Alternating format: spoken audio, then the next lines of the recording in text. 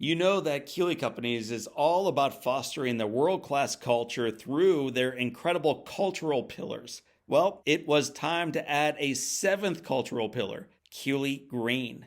Guided by the mission to raise the sustainability standards by which they design, build, operate, and live, Keeley Green is dedicated to using a holistic approach to leave a positive impact on our environment, create a future that is sustainable for generations to come. In the words of Rusty Keeley, we are just getting started. You can learn more about that just getting started mentality and all the work they do by visiting my friends at Keeley Companies online at keeleycompanies.com.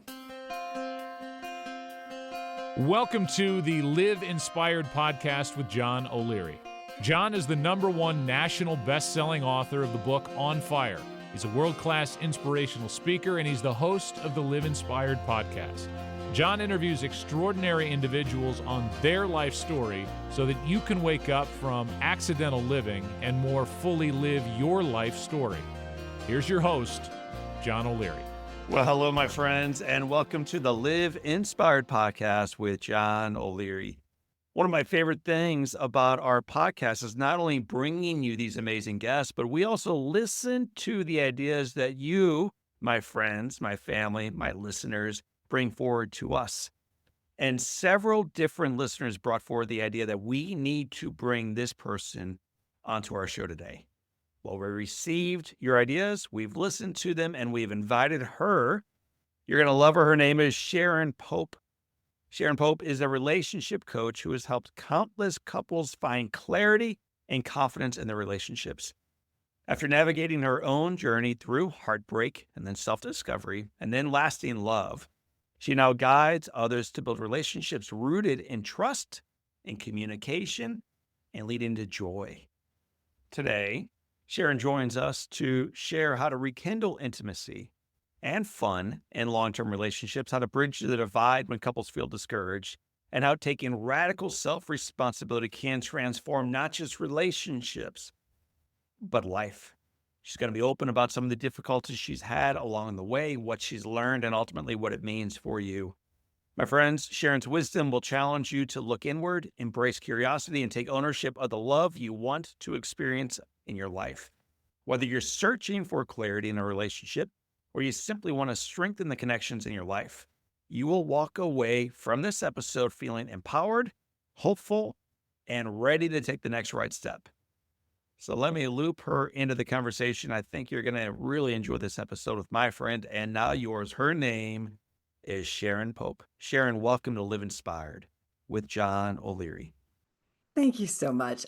I am almost beyond words. I'm thrilled to be here with you. I'm thrilled to meet you, and I'm just excited to speak to your community. Well, the Thank you. hilarious thing is I always spend a little bit of time with my guests before I hit record, but almost never 25 minutes. And that's what you and I have already done. And finally, I'm like, Sharon, at some point, you and I have to do our jobs. So Right. now we are recording. Now we can be more professional and buttoned up as we go to work. And we talk about what it looks like to live inspired in relationships and beyond. So for those who are hearing the name Sharon Pope for the first time, if you were forced to introduce yourself, Mm. how do you like to introduce yourself when you meet someone in a grocery store at a cocktail party when they say, Sharon, what do you do? So what do? I help women in midlife who are struggling in what feels like a lonely or disconnected marriage get the confidence and the clarity that they need to either fix the struggles in their marriage or move forward without regret. But who I am is I'm a wife and a daughter and a stepmom and a grandma and a yaya and and a good friend. Yeah. And a mother to two very spoiled miniature golden doodles. That too. Don't forget the babies. That's a full boat. So we're going to talk a little bit about the babies and the grandbabies All of and the it. stepchildren and the husband and everything else you have going on in your life. But instead of talking first about the professional work today, Mm. I think we're like trees, and like the inner core of the tree has formed us ultimately to become the ladies and gentlemen we grow into later on in life. For me, Sharon, I had perfect role models in front of me as a child. And like a lot of people might claim that, but I really did. I just had amazing parents. I have four amazing sisters. I have one awesome brother. We got cool neighbors on both sides. The neighbors across the street used to bring us food every couple weeks. They were from a different part of the world, and their food was always eclectic and incredible. My childhood was awesome. Mm, And in witnessing my mom and dad's love for their kids, for one another, and for life, I realized that's who I want to be, man. I see mm. in front of me what I hope one day to give my kids. When you were growing up, what was life like for you? Say it was normal. What I mean by that is not too sad, not too happy. It was stable for the most part, especially younger. It was stable. Mom stayed home with us until I went off to kindergarten and then she went back to work. But then in my teen years, or call it like around 10, things started to get a little tumultuous because my dad managed hotels for a living. And so he would either quit or he'd get fired. And so we would go from a place of financially stable to then unstable all of a sudden. And then when he would have to get a new job, we would have to move, which for me as a kid meant, oh, we're moving states. We have to find a new home. I have to find new friends. It was like every 3-ish years, 3, maybe 4 years, we were moving. And then it was this roller coaster of we're fine financially. Now we're not fine. We're fine financially. We're not fine. My parents, it was one of those things where I knew they loved me. I knew they loved each other, but we weren't expressive with that love. There wasn't a lot of hugs. There wasn't a lot of affection. There wasn't a lot of I love yous. There wasn't a lot of cuddling. There was a little bit of suck it up, buttercup. you know, we're moving. I know you're sad. This is what we got to do. So it wasn't unloving, but it's not the experience that you just described of your beautiful example that you grew up with. You've had a little bit of time, not only a couple decades, but also clinically, to think through why that might be with your dad. Mm.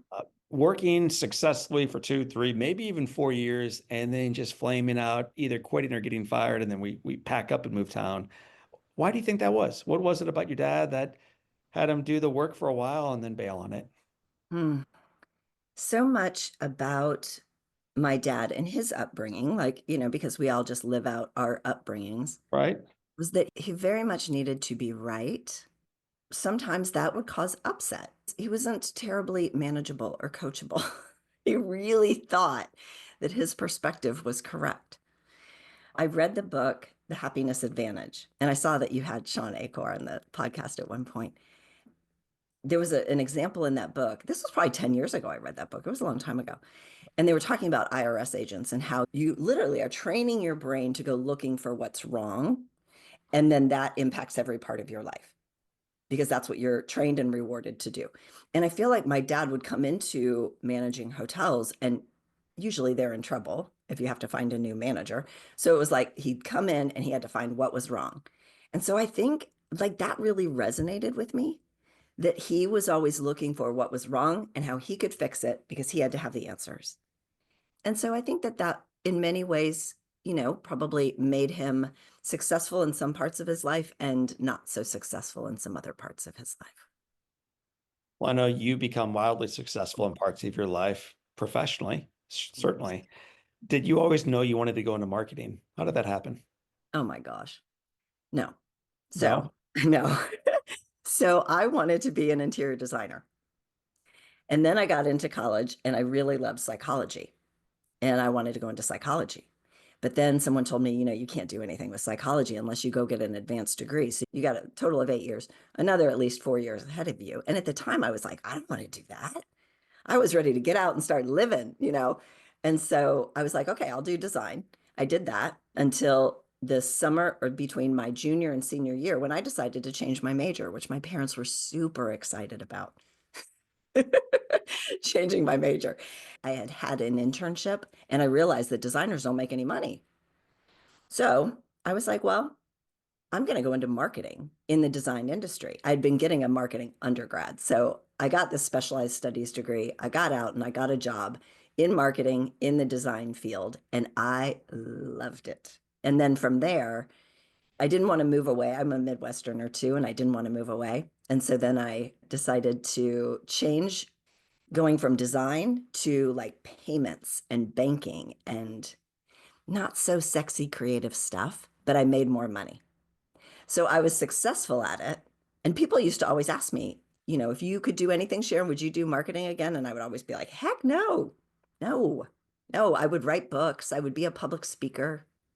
I'd do some psychology. I would I didn't love marketing, but I was good at it. And you did that for almost 20 years, and I don't want to get to the finish line quite yet. So we'll let you just do some marketing. And in the midst of that, you find love. Hmm. Talk about your first marriage. Talk about what first led you to fall in love with him. Yeah. So we met in grad school, which is funny, right? Because I said I didn't want to go back to school, and then I went right back to school and got my MBA. So this was my early 20s. I had been dating different guys and, like most of us, got hurt. And so I was like, that doesn't feel good. So I decided I was just going to date the nice guys. That's what I was going to do. And so when I got into graduate school, it was probably my late 20s. And I remember seeing him and I remember thinking, he looks like a really nice guy. He looks like a banker, actually. And in fact, he was. And we ended up meeting up and we started dating. And it was about a year into the relationship. And he hadn't yet told me that he loved me, which now I can look back and go, that was some pretty important information, Sharon. And instead, because of who I was at that time, I was very driven, very independent. Let's just call it controlling. So, like any controlling woman with a plan, I gave him an ultimatum. And I said, either you love me and we're going to start building a life together, or you don't, and we should call this quits. And so he acquiesced, said he loved me, and I took it from there.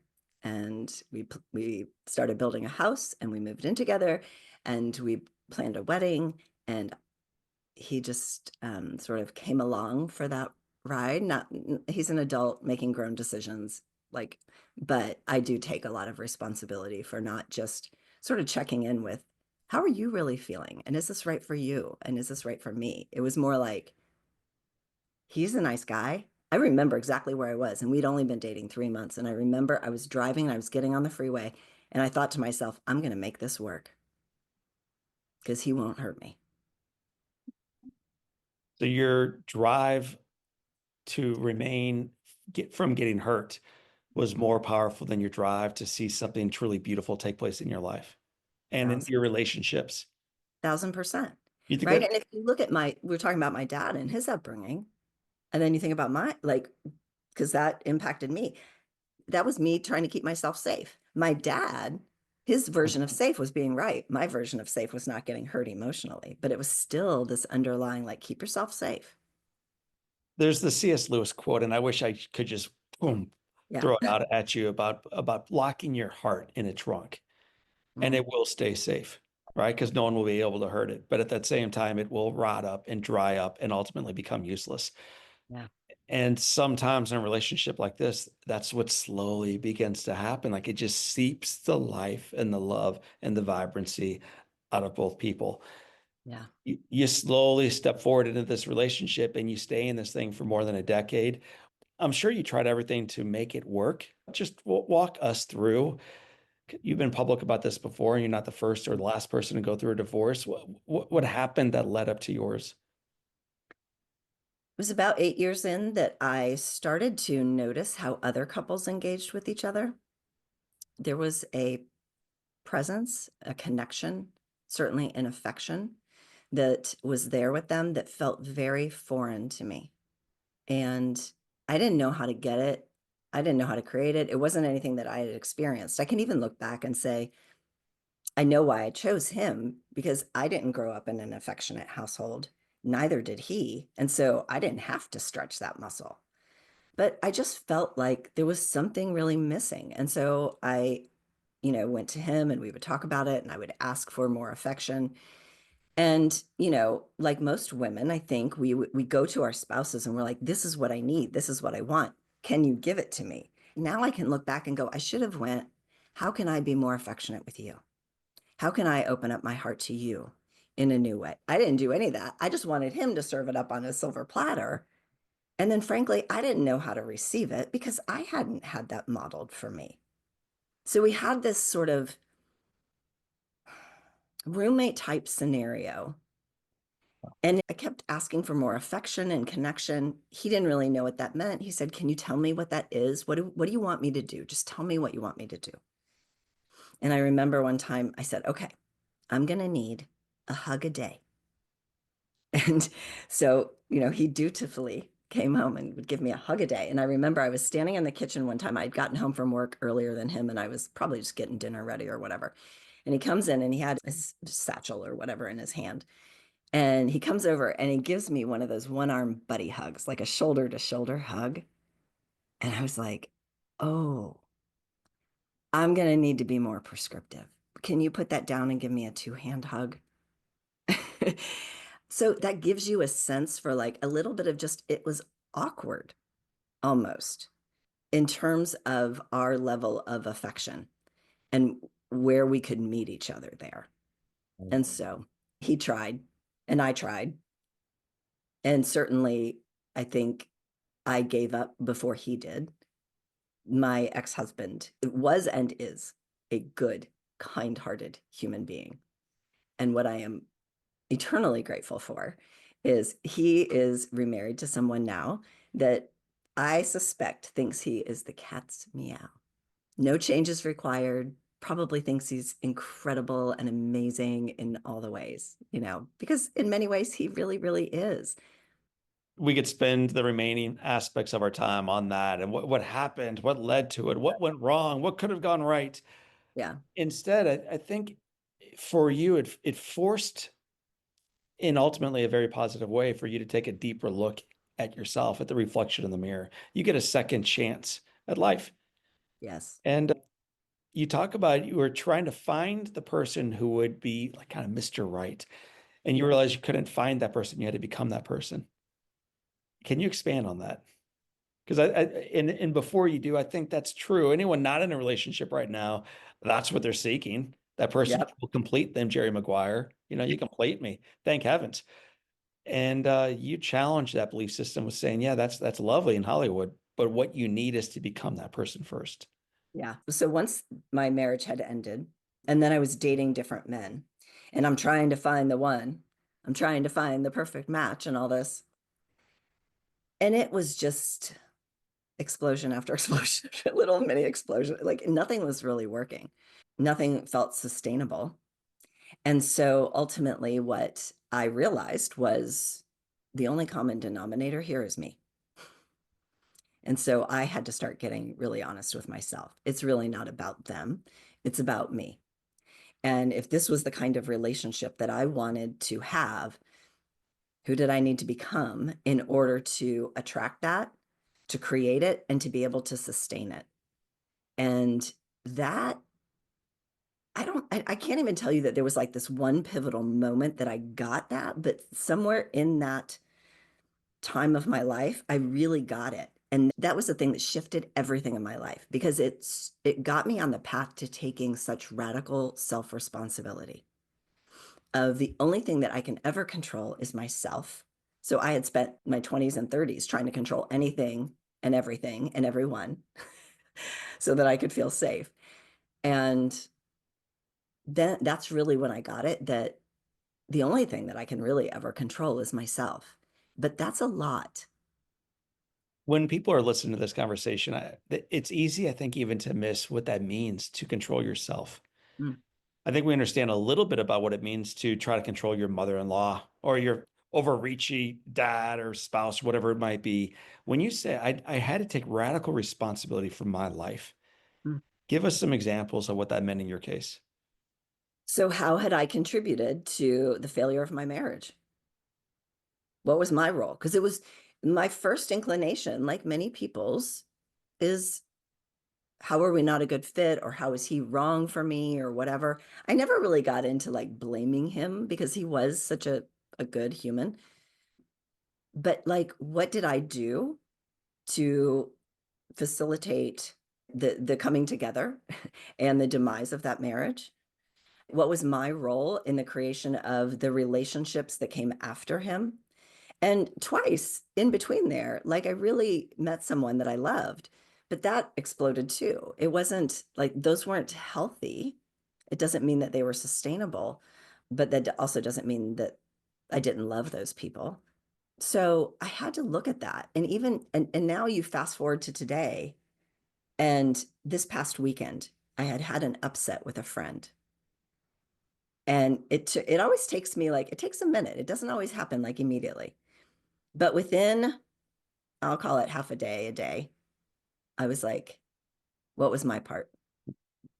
What was my part? And then I went and I owned that and I apologized for that. And this is the repair stuff in relationships that we don't do enough because we don't have to be perfect. Like people might look at me and go, Sharon, you're a relationship coach. You should do every relationship perfectly all the time. Just ask my husband. It's not true. like, like I do my best and I have way more tools than the average bear, but that doesn't mean I don't screw it up. But what I will do is I will take responsibility for it. I'll own it. And if I'm in the wrong, for sure, I'm going to apologize. And if you're in the wrong and you apologize, I'm going to accept it on the very first apology. You don't have to do it 100 times. I've heard you say that what you don't heal from a previous relationship, you will carry into the next one. That's right. Tell me what that means in your mind. So if your fear is abandonment, you'll keep looking for someone who won't leave you. And you might think that's everybody, but it's not. There's a phrase for it. It's called the wounded bird, like someone who will never leave because they're not secure enough or they're not whatever enough. If your wound is you need to stay safe because you're afraid of being hurt emotionally, you will choose people that are safe for you and won't ever hurt you. They may not ever challenge you either. They may not help you grow. And those are the best relationships, but they'll keep you safe, right? So it's just whatever you don't heal, you're just going to carry forward. And that's why sometimes when people they come to the conclusion that their answer is to end the marriage, I'm like, you know what? You still have to get equipped with these tools because otherwise you're just going to take yourself. You take yourself with you into future relationships. That's why first marriages might end at 40 to 50%, but second marriages end at 68%, and third marriages end at 73%. And that's because you take yourself with you. But so many times we go, oh, it's their problem. If I get rid of them, problem solved. Oh no, my friend. You're just going to create the same sort of dysfunction in a different pair of pants. So I've also heard you say, if you don't love to hang out with yourself, why would anyone else? And it's such a great expression because I think most of us are looking for the other person to complete us, Yeah. to make us feel whole when we get home, or to fill us up in the morning before we go off to work or get the kids out the door. As we move toward retirement, whatever the thing is, we're waiting for the other. Mm. And you're constantly bringing people back to, oh, what's your part? What's your part? What's your part? If you don't love to hang out with yourself, why would anyone else? So, first of all, unpack that quote. And then, secondly, for those of us who don't love to hang out with ourselves, how do we begin to fall in love with that person again? Mm. I think that we are not meant to do life alone. So there's nothing wrong with wanting relationship, an intimate relationship, and having like that person, like your person. There's nothing wrong with all of that. But when you are able to really enjoy your own company and think you're the coolest person to hang out with and you really enjoy your own company, then you become easier to be in relationship with. I don't want to discount that like there's something wrong with you. Like if you want to have a partner, that's cool. But if you cannot be alone, if you are scared to death to be alone or to feel the emotion of loneliness, you will settle 100% of the time in your relationships because then all you're doing is you're needing a warm body to be there beside you because you're so afraid to face yourself and be with yourself that you'll put up with things that aren't in alignment with who you are and what you want and what you deserve. We got to heal that need to always have someone else there. So I had that when I was going through my divorce and then trying to find love again, that was not an easy time for me. And there was a lot of soul searching and there was a lot of digging. That was when I started writing a memoir and all this stuff, right? And I would keep myself busy, like going from morning to night so that I could just come home and like pass out in the bed. And the reason was because if I got still and quiet with myself, I would have some questions that would pop up and I would have to answer those questions. And those would be uncomfortable questions. But that's once I did it, once I forced myself, I was like, Sharon, you just need to sit your butt down, sit at home, be with your own self, get a journal, girl, like write some things down, get it out of your head, get it on paper, make sense of what is happening for you. And when the questions come up, just face them. That was where I really got to know myself so well and got really comfortable with myself. And then it became whoever came into my experience added to my experience. It wasn't like they needed to fill some gap or some hole. It was like, no, I'm good. It's like, I think of it as like cake and icing. It's like, I got the cake. Like, if you bring icing, cool. But like, the cake is really good.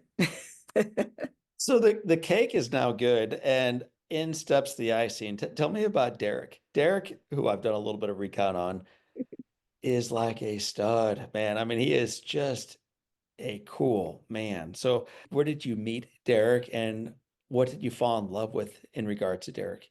Oh my gosh. So, Derek is my husband, and we met online. I had been online for a couple years, and this was really funny. I'll tell you this quick story. So we went on our first date. He invited me for dinner, which first of all, I was like, wait, a real date for dinner? Because usually online, it's like they want to meet you for coffee or a drink. They don't want to commit to dinner yet, So he didn't know any better. He invited me to dinner. And so we went to dinner and he said, oh, my mom, she's really worried about me. And I thought, oh my gosh, this is a mama's boy. What's the deal? And I said, why is your mom worried about you? And he said, well, this is my very first internet date. And I said, wait, what? I'm your first internet date? He said, yeah. I go, how did that happen? And he said that he had been married for 20-ish years. I want to say 20, 22. I'm not sure exactly, 20-ish years. And he had 2 children with his ex-wife. And he had dated one woman after they had divorced. And then, so my husband is an ex-firefighter, paramedic. And he was at the firehouse and a guy brought his fiance up and introduced him to the guys. And Derek said to him, hey, she seems really nice. Where'd you meet her? He said, well, I met her online. He's like, what is that? How do you do that? And he said, you just pick a site, you post a picture, you say something about yourself, and then people start, talking to you. So he did that. He posted a picture, he said something about himself, and he chose this, random site. And apparently he walked away and he came back to it a few days later, and there's like 100 messages because my husband he's very handsome. He's obnoxiously handsome. He's He's like a obnoxiously man's handsome. man. He's probably able to not only put out a fire, but start one if you had to. He's amazing. So I guess he came back to lots of messages, and apparently mine was one of them. I could not tell you what it said, although he still has it saved today. He could probably tell you what it said at the time. And he reached out to me, and we engaged over email, and then we spoke on the phone a little bit. Then we went to dinner, and here we are. And I just couldn't believe. I was like, wait a minute, I'm your very first internet date? That's crazy. Do you know how many frogs I've kissed? So my husband is, well, he's a very good looking man, of course, but he truly, and this might sound weird to describe a man this way, but he is as beautiful inside as he is outside. Like, he is an incredible human with an enormous heart. And he's gentle and he's generous and loving and kind and strong. And it works, like, we work really well together because, still particularly in my business life, I'm still very like, if I have any type A ladies listening, I get you. I'm still driven. I work a lot. I do a lot. I get things done. I call it GSD, get stuff done.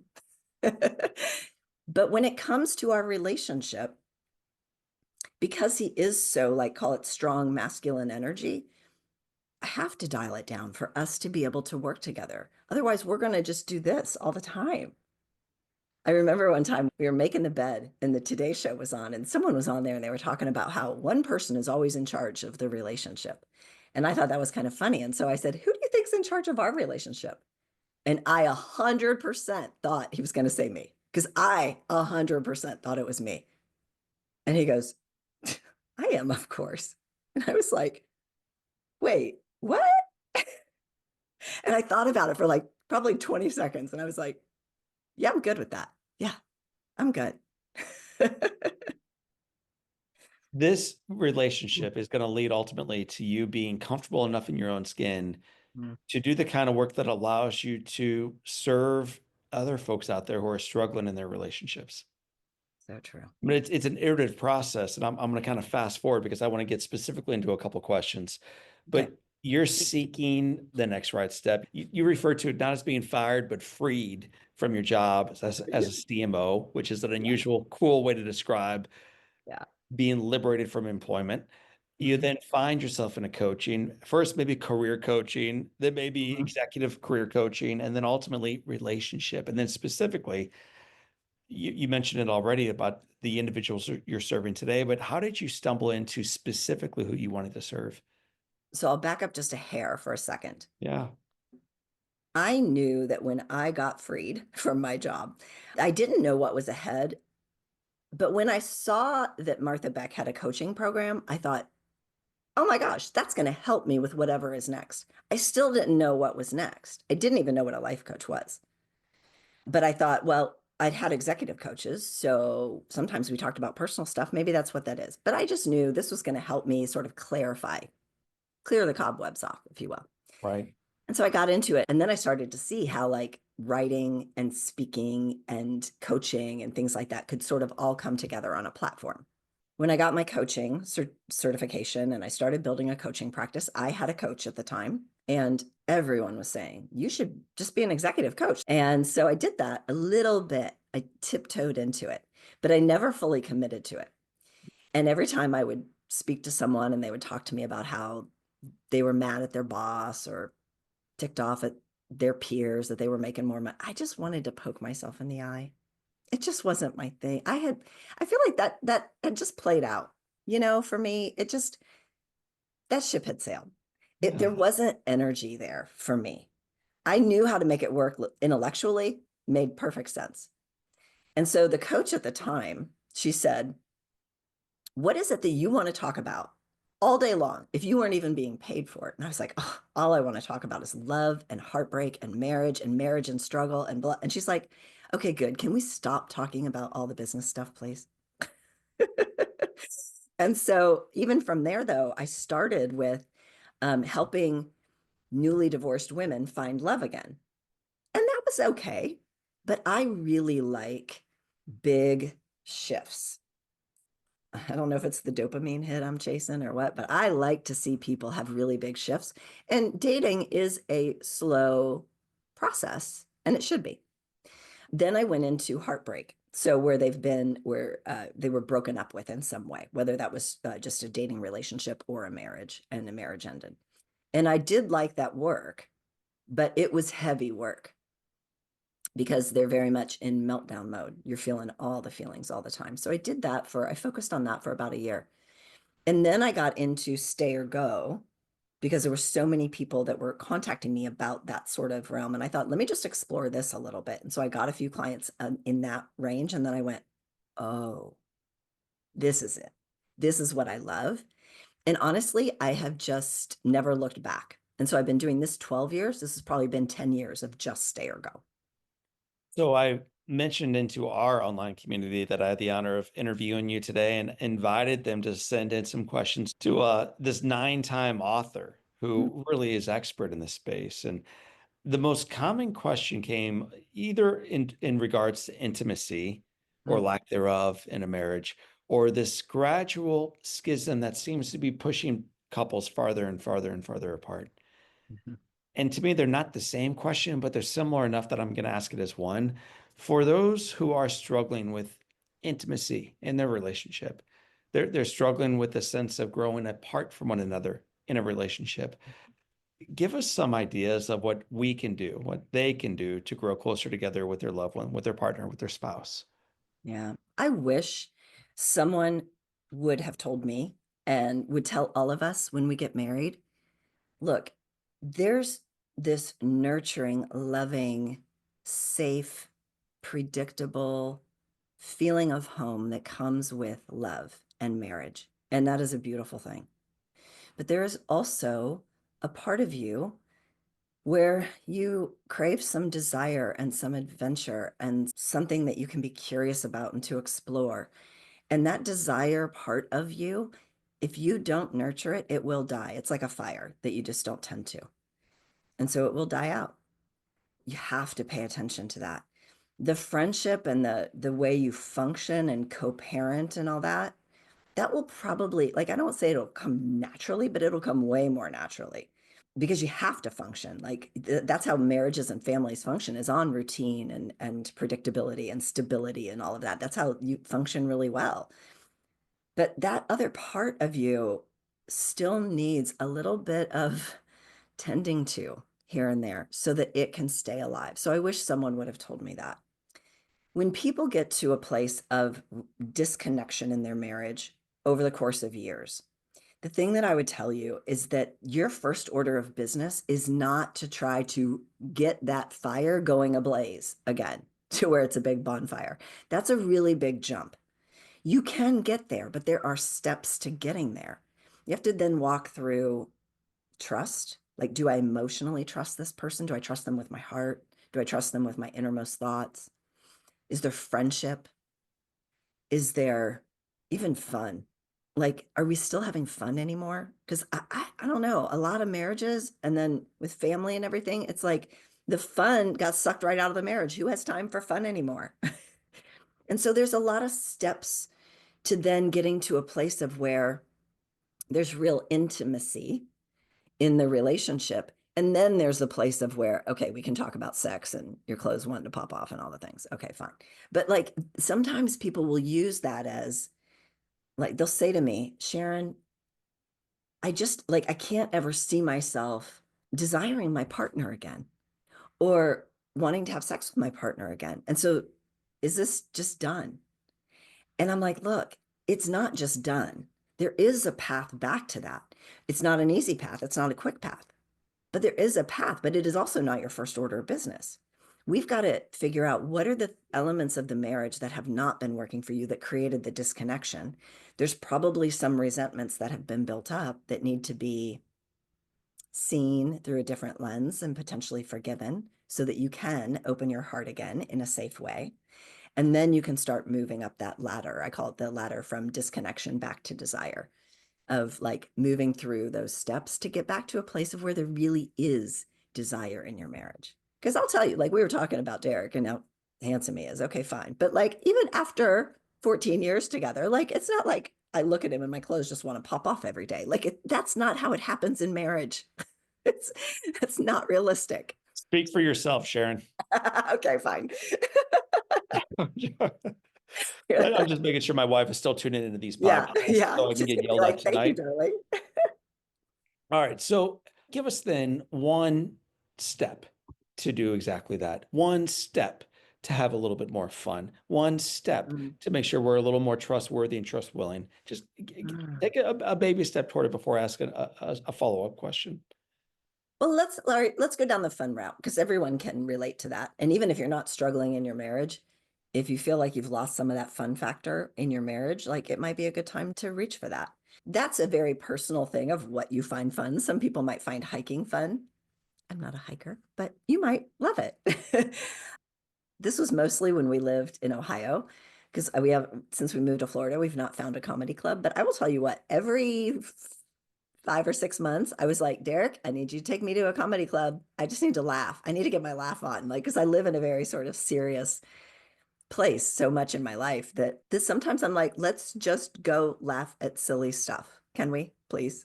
And he would always oblige. So I think it depends what it might be ice skating, it might be, but don't make it with the family. It's not a family thing. This is a couples thing. And this is where it's part of the challenge of how we got to this place is we prioritize the family, of course, but we forget and neglect the couple. And the couple is the foundation of the family. And so we've got to pay attention to us as a couple because otherwise, everything we build on top of that, we can liken it to walls and a roof and all that. That's kids and a home and a mortgage and jobs and careers and families and all that. It's on shaky ground if you two are not solid.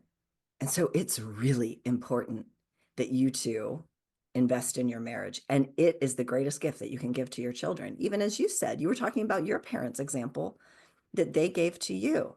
What a gift that was for you to know that, like, you two matter as a couple. Yes, the kids matter. Of course, they matter, but you two also matter.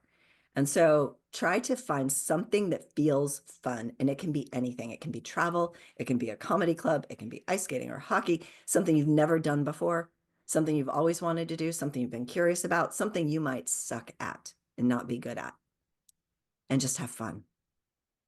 Well, it's funny. It's almost like with medicine. Once it starts working, you stop taking it. Yeah. Whether it's blood pressure, kidney relief, whatever it is, once it starts working, you stop.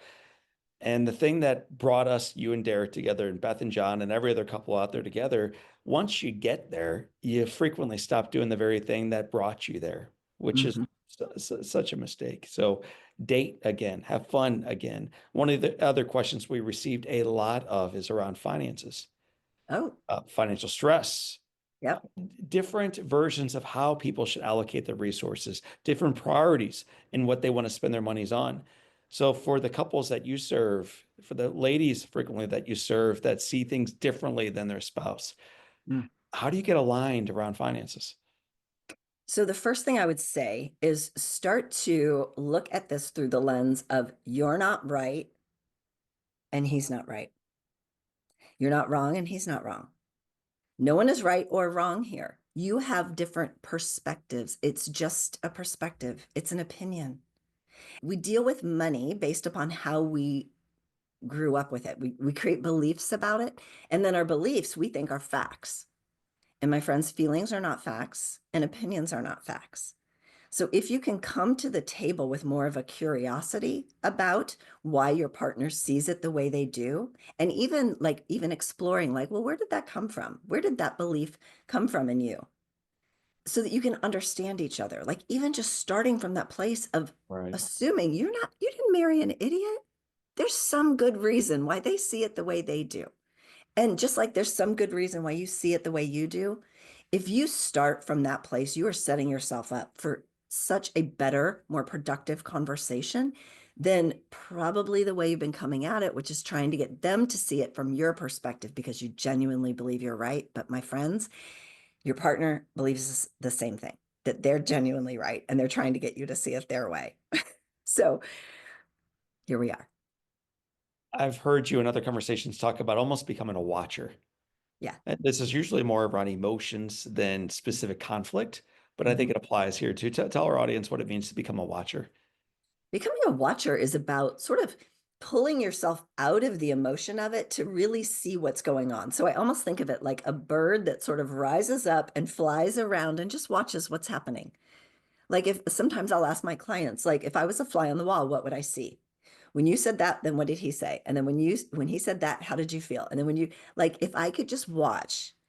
And so the more you can become detached from what is happening emotionally, then you're not so invested in trying to get your way and trying to be right and trying to be seen and heard and understood and all the stuff. If you approach it with, how can I learn more about you? There's something here for me to learn, which is also an element, by the way, of moving up that ladder towards intimacy of don't stop being curious about your partner. You're always changing, they're always changing. When we get to a place of where we're like, oh, I know everything there is to know, that's when you get bored. But that's never true. They're always changing. And so are you. I've heard you say this a bunch, and it's surprising the first time I heard you say it. And now the more I wrestle with the more I think you're right on this. Here, this is your quote. These 5 words, till death do us part, are ruining marriages. Explain that Uh, to me. I know. All right. So everyone who their backs just got up right now. No, first time I heard you say that, I'm like, well, come on. Like Come that's on. one of the things that forces the glue, baby. We need that. Ah. But I've heard you explain why you've said that, and it made some sense to me. So tell our audience. Yeah. So when we say the words till death do us part, what many times happens is that we put our marriage over on a shelf. We're like, oh, did that. Found the guy, found the woman, happy, everything's good. And now I'm going to pour my love and my time and my attention and my energy into what's next, whether that's my career or business or family, children, whatever. Like I'm going to pour it into that. But nothing thrives when you turn your back on it. We could be talking about your bank account. If you never look at your bills and you never look at your credit report and you never look at how much you have in the bank, that bank account's probably not thriving. We could be talking about a child. We don't just bring a child into the world and be like, hey, you know what? I gave birth to you. I'm all done. I did my part. Figure it out, kid. Like, we don't do that. And we could be talking about a house plant. Okay. If you don't water it, you don't put it in the sun, it's not going to thrive. So nothing thrives when you turn your back on it. But for some reason, we think with marriage, it should just be effortless. And now that we both love each other, and so therefore we can put it over here. And those words of like, you can't ever leave, no matter how miserable we make each other. It's like our only marker for success in marriage these days is longevity. Did we last until we died? If we did, that was a success. And I think we need a different marker for success than just longevity. I think that's beautiful when it happens. But what if happiness and growth were part of that equation? Not that my partner's there to make me happy, but like, does it feel good most of the time? Can we help each other grow and become more of who we each are, become a better version of who we are? Like Derek for sure makes me a better person. That doesn't, and by the way, that doesn't always come through joy. Usually it comes through a little pain. Yeah, welcome to marriage. Till death Right. do us part. So I'm glad Derek is helping you become a better version of yourself. You Yeah. have so many little quotable moments, and I'm not going to walk you through all of them because we will completely run out of time, but two more quotes. This is one that I've heard you say a bunch, and I've used it now a bunch. A mind that is confused does nothing. Yeah. Ooh, Yeah. It's so true. And so as it relates to challenges in marriage, I'll put it in a situation. Let's say that a wife comes to her husband and says, I'm not happy, because that happens a lot. Well, the husband is like, oh, okay, well, what's going on? And why are you feeling that way? And, wants to understand. But we don't tell him what to do. We don't give him the breadcrumbs. We just think he should know what he should be doing to make us happy. And then when he doesn't do that, we make it mean he doesn't care. He doesn't love us. This is the wrong marriage, something along those lines. And none of that is true. It just means he doesn't know what to do. So, in order to not screw it up further, he's going to do nothing. So, if you can give someone option A and option B, they're much more likely to be able to make a choice.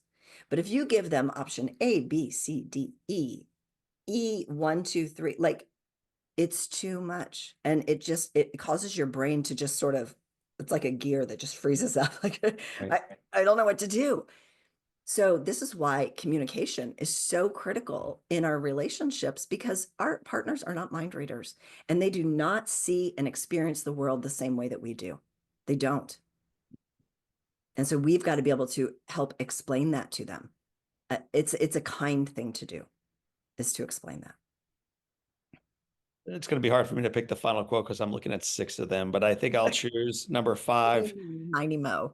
If you're struggling with a negative emotion or a thought, simply ask yourself this question: what am I making this mean?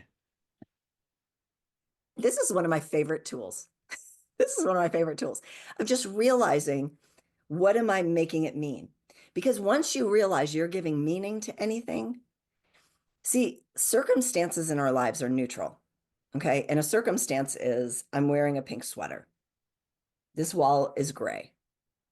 I'm talking to John. Like, those are circumstances. They're not positive or negative. until we have a thought about them, until we give it meaning. Our thoughts give the circumstances of our lives meaning. That's why some people can look at, something and say, that's amazing. I think that's great. And someone else will go, that's horrible. I don't know why you would ever think that. And it's the exact same scenario. It's just our thoughts about it. And our life experience creates our thoughts. So the minute you realize that we're giving meaning to things, then you realize how powerful you are to be able to give it a different meaning. Right. And sometimes it's just a little shift. You don't have to go from my husband doesn't love me to my husband is confused. Maybe he doesn't know what to do. Maybe I could give him the benefit of the doubt here. Maybe he loves me in a way that is just different than the way that I receive love. Like that's just a shift in thought, but it opens up so much possibility where my husband doesn't love me, just shuts you down. It just locks it all up. I just often will go, if I feel a negative emotion like guilt or anger or upset, if I have the presence of mind, I can ask myself, what am I making this mean? And it will help me choose more consciously what I'm making it mean. So it's helpful. We are an inch away from what we call the Live Inspired 7. But since I have a relationship expert with me right now, I want to ask you one more question Okay. on the relationship with yourself. Yeah. And at the end of the day, many of our listeners are married, not all. Many Mhm. of our relationships have relationships with children or grandchildren or nephews or neighbors or somebody. And yet, every one of our listeners is trying to elevate the way they do life. And you empower people to live a better life. Mhm. For those of us right now listening to this conversation, longing for that in our own walk, in our own world, in our own relationships, starting with the one in the mirror, what's something that you do every day, or for the most part, almost every day, that you found very meaningful, very beneficial as you have had a better relationship in your own life? So I have a daily practice, and my daily practice is first I have to make my coffee because that's a whole experience. But I'll meet you um, down there. Me too. yeah. But then I will read a little bit of something. There's certain books that where I love when they put it in where it's like short chapters or like one page things, something inspirational that kind of gets me off on the right foot. I will meditate for 15, no more than 20 minutes, and then I will go move my body in some way. Now, you might say that there's nothing miraculous about that because there's not. But here's what it does. What I'm doing subconsciously is I'm telling myself, me first, then you, right? Because when I put myself on my own agenda first thing in the morning, before anyone else gets a hold of me, before the day gets a hold of me, I show up as a better wife. I show up as a better coach. I show up as a better human. I show up as a better woman, sister, friend, all of it. I'm better because it's like going to like when you run out of gas, you don't just like, oh, I guess I'll just wait for someone to bring me more gas. Like, no, you go to the gas station and you fill yourself up. But we need to consistently fill ourselves up so that we can be our best self, so we can show up as our best self. And so we can be proud of how we're showing up because that's really the deal is can you look yourself in the mirror and go, I'm proud of who I am. It doesn't mean I'm perfect. It doesn't mean anything. It just means I feel pretty good about who I am and how I'm showing up in my life and for the people that I love. Sharon Pope, you know this already because we chatted about it on the front side of our conversation before I hit the word record. I had But to now we're into the prepare. Live Inspired 7. So you ran the gauntlet. Here we go. Buckle up. Okay. Question number one: what's been the most impactful book you've ever read? Okay. So this was the hardest question, but I did choose one. All And it was the 101 Essays That Will Change the Way You Think by Brianna Weist. right. I'm unfamiliar with it. Oh, it's a really cool book. And it's one of those where it's like really short chapters with little pithy truth bomb sort of things. And I'll tell you my two favorite. There's 101 essays. Pay attention to number 42 and number 48. 42, I wrote it down, is things emotionally healthy people know how to do. I love that one. And number 48 is 16 reasons you still don't have the love you want. So check that out. It's good. Good. It's a great homework. What's one positive characteristic or one positive trait that you possessed as a little girl growing up and you wish you exhibited a little bit more so today? Creativity for the purpose of creating something, like just for the purpose of expression, not Right. like I create like writing books and I create courses and I create things in my life, but they all have a purpose. And it was about, I don't know, 3 months ago, I sat down and colored one of those mandala, one of those like colored pencil things. And my husband is like, "What are you doing?" Like, I've never seen you do this in your life. And it was just fun. It was just creativity for no reason. And I don't do that very often. So I could stand to do a little bit more of that. If your home caught fire and all living people and things and dogs are out, you have an opportunity of running in and grabbing one item. What's the one thing you would grab? Okay, so I told you I prepared. I didn't know that question was coming. And I literally, I walked around my house. There's nothing. I would not run back into the house. And here's the reason why. Even the sentimental stuff. I've had two experiences in my life where I basically lost all the things in my life. One of them was my divorce. Another one was where someone bought my house and all the contents in it. So Gonna ask you about that. Yeah. I was like I don't know, 48-year-old woman who didn't own silverware for a moment because she bought everything. I no longer have attachment to anything. And the things that are most precious to me are people, are memories, and are the lessons that I've gotten along the way. And I take that with me. I wouldn't, there's nothing. I know your mother recently passed away with Alzheimer's, and I'm sorry about that. There's nothing that she left you, no little bracelet. It was one, Big, she didn't leave it to me. My dad gave it to me. And that was the only thing I thought about. She has a ring. It wasn't her wedding ring. My dad still has that. My dad's still living. It was just a little emerald ring. And I thought about that, like that might be the thing that I would come back in for. But I really like, I remember my grandmother's hope chest. I had my grandmother's hope chest for a long time. Carded that thing all around all these moves that we had had in like a few years period of time. We were nomadic for about a year and stuff. And someone said to me, they're like, just because if you get rid of this hope chest that does not fit in your house, it doesn't mean you don't love your grandma. It doesn't mean you don't have a connection to her. And I was like, that is so true. Things do not connect me. Now, if it was her wedding ring, I think it would be different. right. But this little like other ring that she sometimes wore, I was like, yeah, it would be nice to have it. I would like to have it. But it doesn't mean that I don't still feel connected to my mom in a very deep way that's beyond that ring. Sharon Pope, now that you have nothing in your hands and no possessions in your life, it all burned down. That's fine. If you could Well, sit on I do now. Right now. I just didn't if run you back. if you could sit on a bench on a perfect day and have a long conversation with anyone living or deceased, who would you like right next to you? So it would be my mama. And you might say, well, she passed away a year and a half ago, but she struggled with Alzheimer's for about 10 years. And so that wasn't a time that you would be asking lots of questions about their past, right? And so I feel like I knew my mom as a mom. I knew my mom as a wife in terms of what I saw, even though obviously I wasn't married to her. But I don't feel like there's so many questions I have now about who she is as a woman, who she was as a woman, and even before she became a wife and mother. I got a little whiff of it one time. She told me that when she was in college, she wanted to be a journalism major. And a professor told her, well, you can't do that. You're a woman.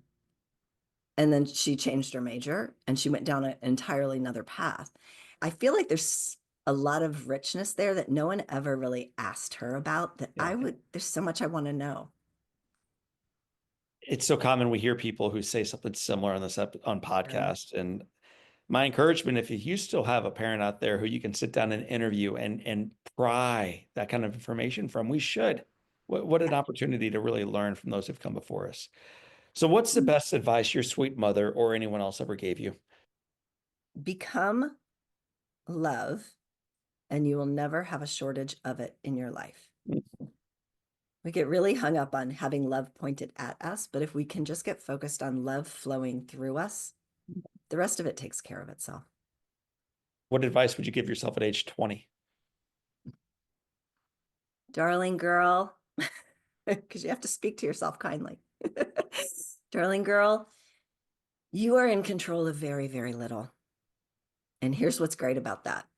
It's going to turn out better than you ever expected. Sharon Pope, Yeah. it has been said that all great people can have their lives summed up in one sentence. How would you like yours to read? She showed up and she loved. That's it. Sharon Pope, you have shown up, you have loved, and now you've spent the last decade plus teaching others how they can do the same in their walk. I appreciate you working with several of my friends one-to-one, as a coach, as a leader, as an example. I appreciate you spending part of your day with my audience on the Live Inspired podcast. Thank you so much for having me. And thank you really for all the work that you bring to the world and the light that you bring. It's bright. My friends, that is the beautiful Sharon Pope. My name is John O'Leary, and today is your day. What a gift. Live inspired.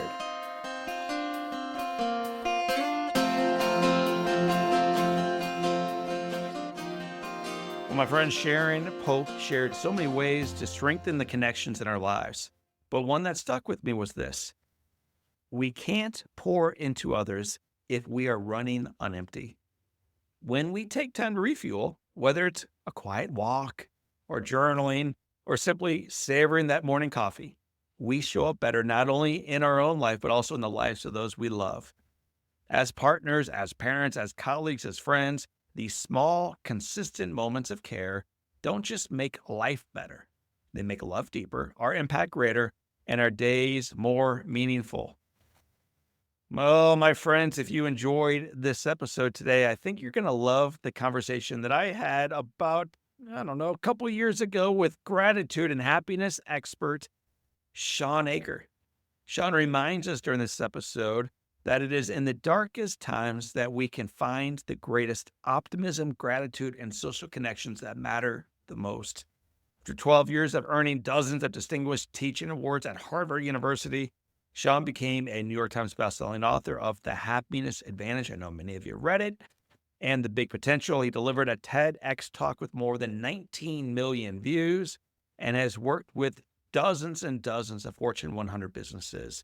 It's a conversation that will give you tools to approach today, tomorrow, and every day of your life going forward with gratitude, with optimism, with happiness. Check it out with my buddy Shawn Achor, episode number 408. Check it out, episode 408, or cruise with me right now to johnolearyinspires.com/podcast. And I will have a link in today's show note for Shawn's episode. As always, I love you, and there's nothing you can do about it. I'm grateful you tuned in this time. And until next time, my name is John O'Leary, and today is your day. What a gift. Live inspired.